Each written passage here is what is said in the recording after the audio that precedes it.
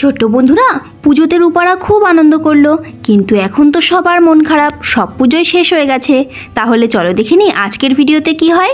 ও মামা, সব পুজোই তো শেষ হয়ে গেল, এবার কি হবে? কি হবে? এবার স্কুল খুলবে আর পড়াশোনা আবার শুরু হবে। কদিন পরেই তো আবার পরীক্ষা। শোনো, আগে থেকে বলে দিচ্ছি, সব রকম আনন্দ হয়ে গেছে, এবার পরীক্ষার জন্য ভালো করে পড়াশোনা করো। আমার কিন্তু ভালো রেজাল্ট চাই। এখন আর স্কুলে যেতে ইচ্ছেই করছে না। আরে ভাই, তুই চিন্তা করছিস কেন?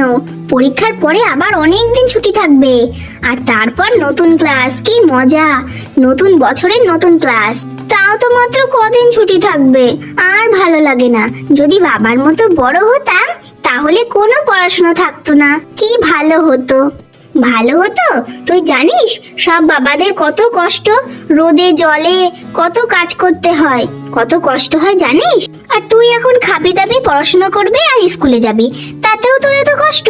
শোন ভাই, এই পড়াশোনার সময়টাই সব থেকে ভালো রে।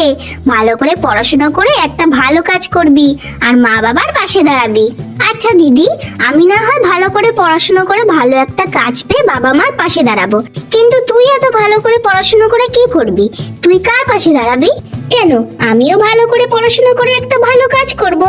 কি সব যে বলিস না তুই দিদি, মেয়েরা কি কাজ করে নাকি? কই, মা তো কাজ করে না, মা তো রান্না বান্না ঘরের কাজেই সব করে। হ্যাঁ, তোরা ছেলেরা সব কটা সমান, আমাদের কাজের দাম তোরা দিতে পারিস না। আমাদের কাজের কোনো পয়সা নেই তো, সারাদিন শুধু খেটেই যাও খেটেই যাও। সারাদিন খেটে খেটে মরে গেলেও কোনো দাম নেই।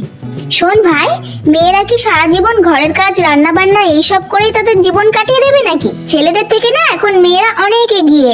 মেয়েরা এখন প্লেন চালাচ্ছে, ট্রেন চালাচ্ছে, গুলি চালাচ্ছে, চাঁদে যাচ্ছে। মেয়েরা এখন সবকিছুই করছে, বুঝলি? আর এত কিছু করতে গেলে তো পড়াশোনা করতেই হবে। পড়াশোনা না করলে তো বড় হওয়া যাবে না। আচ্ছা দিদি, সব মেয়েরা যদি কাজ করে তাহলে রান্না কে করবে? তুই করবি, মানে তোদের মতো গরুরা করবে? আরে পাগল, মেয়েরা হলো দশভুজারই দশভুজা। মেয়েরা একসাথে সব কাজ করতে পারে, বুঝলি? না রে, বুঝলাম না, দশভুজা মানে কি? উফ, এইটুকু জানিস না? দুর্গা ঠাকুর দেখতে গিয়ে দেখলি না দুর্গা ঠাকুরের কেমন 10টা হাত? দশভুজা মানে 10টা হাত।